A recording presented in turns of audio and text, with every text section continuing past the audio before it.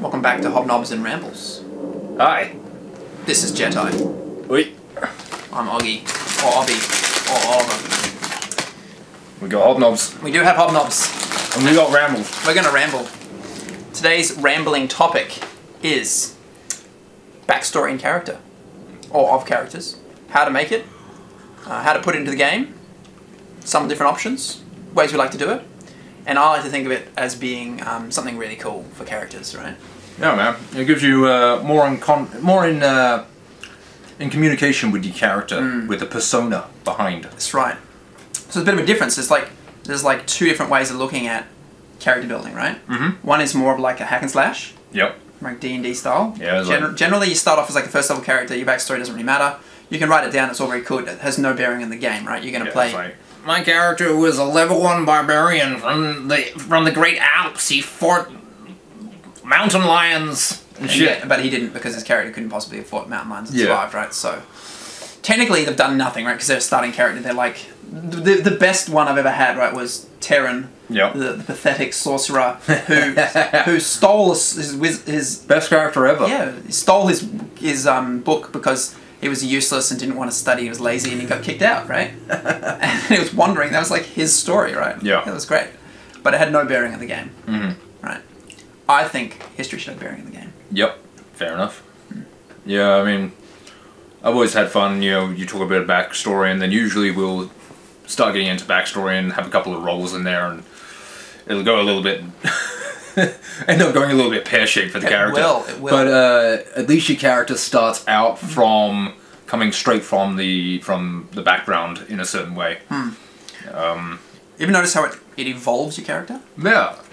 I find every time we end up doing a little bit of like background, like character playing, I always have a little bit better like empathy for that character, a bit more affinity, you know.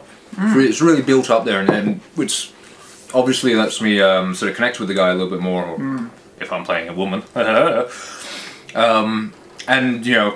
I'll come up with accents and always be really sort of in tune with that guy, and have a lot more fun personally.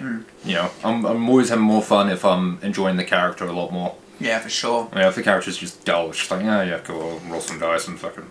Also, there's the point of, like, you've got to get an understanding of who the character really is, right? You've got to get that feel from, oh, this guy would act like this, or this. And I love it when you've got a backstory that also relates to the story that you're playing, right? It's one of the reasons I love to base my campaigns around characters, right? So I often don't know what the story's going to be until the guys make their characters, and then I'm like, oh, sweet, now we know the story, right? Yeah. I mean, like, most of your games are pretty tailor-made. I mean, like, your stories with me have a certain sort of ebb and flow, and like with Stuart, they're always like very grand scale sort of dragon battles and shit, and I will put that a lot to you knowing your players. We have been playing for together for a long while, but even playing with randoms, you can get the feel of the person pretty quickly and sort of that's right. Decide how the adventure should take place. Yeah, I mean, I had a great one the other day where character Neil from Legends of Tabletop. Okay. Hey Neil. Sup, Neil? Haha, Neil and John. I played with both of them. They were awesome dudes. And Neil was hilarious. Yeah, you heard it, right? Yeah, I watched that. Funniest dude. I thought you would get along with him like Neil. You're awesome, dude. Yeah, so funny, right? But he got right into the character immediately, right? Yeah. And they both did, but Neil's character was particularly hilarious, right? And the backstory really influenced the whole game, the way it played, right? Yeah. So like he was an old pharmaceutical rep who then found a whole stash of drugs and started dealing them in the community, right, to make money. And he was like the fence, and he had background information, like he had a lavish lifestyle, was a disadvantage in the game, and so he had to like always spend his money on like parties and girls and like more drugs and like alcohol and like all this stuff. And then it was like burning through his resources, and he was almost near the end, and now he needed to find more drugs, right? Because of course you do, right? What can I say?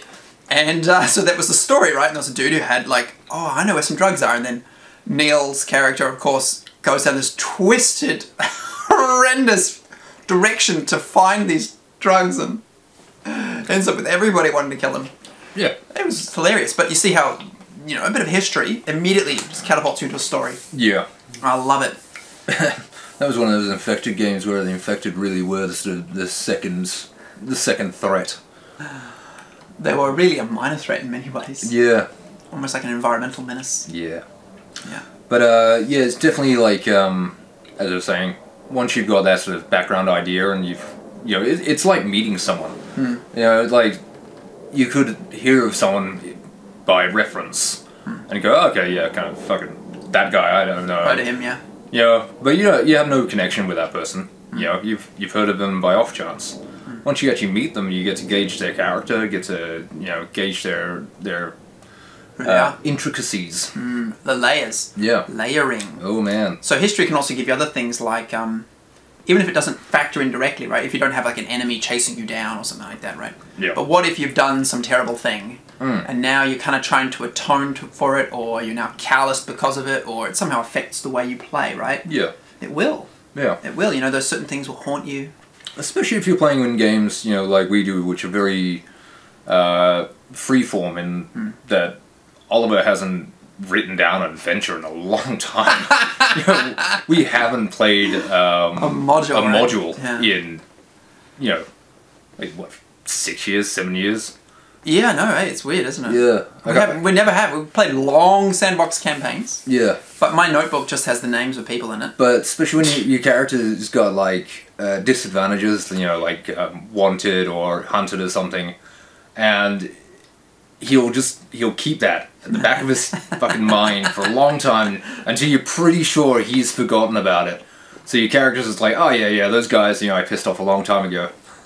It's just part of my backstory, man. Dust in the wind. And then he'll crack it out just when you're not expecting it. It's like, ah, fuck. I thought he'd forgotten about that. Which means your character thought they'd forgotten about that. And then it really is a surprise. Even though it's written on your character sheet, it's staring at you every single game session, wanted, you forget about it. Because, hey man, like... doesn't affect you, right? That was years ago. Yeah. They wouldn't care about that anymore. Secretly, there was that girl and that cow and that trade that happened and... Oh, the girl and the cow? Oh, not that again. That got messy really fast. So yeah, so it's really important. If you don't want to do it, that's up to you. But if you really like to sort of get into your games and really, partake of as much enjoyment as you can, deep, rich characterization. Squeeze out of that damn bastard. Out of the lemon. Yeah, squeeze it. Yeah, it's good. Yeah. And one last thing, right, is that a lot of beginning characters start off and they're like 17 or 18 or something, and they're like a complete scrub, and they're like this fresh-faced youth out to conquer the world, right? Which is, it's all fair and dandy. It's got its charm, but then what about making a character who's like 45? Yeah, dude. And he's been through the wars and he's got a limp. Maybe he's bald. He's balding, he's got a bit of a skullet going on. Oh, he's the opposite of like that. Yeah. So good, right? I love his characters. Or even like, one of my favourite character ideas was to play a guy called Thor Killed the Leper. I wanted to play this character so badly. He was a leper, and he had like wore a mask, and he was like famed, and he was like this mercenary who could never find work, and he was like this miserable, impoverished, broken down individual, right? I loved it. I wanted to play this character so badly. Right? Yeah. Never got to play it. Is that like after Terran? Yeah. I wanted to play him in Immersion because it was where it would really flavour the most, right? Yeah, like, right. Yeah, I didn't think D&D could really flavour it as much as I wanted it to. Yeah. Right? I remember playing a game of Pathfinder, right, and I played this character. Gee, what was his name?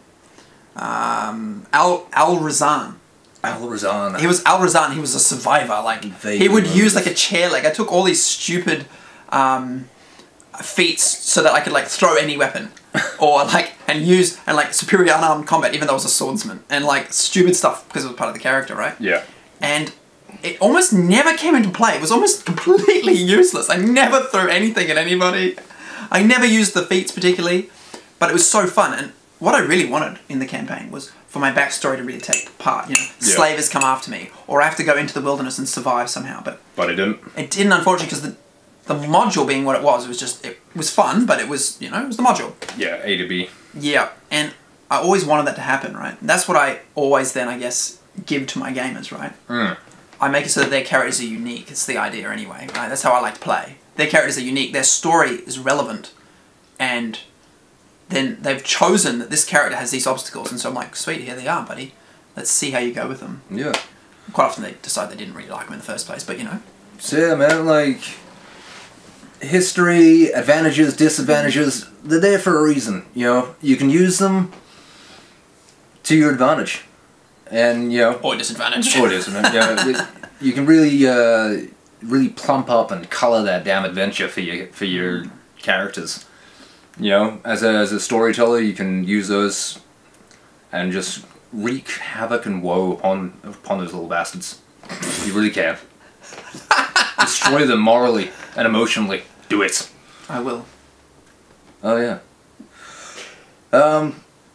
Good ramble. Ramble over. So from me, Oliver, and the pineapple, ramble on.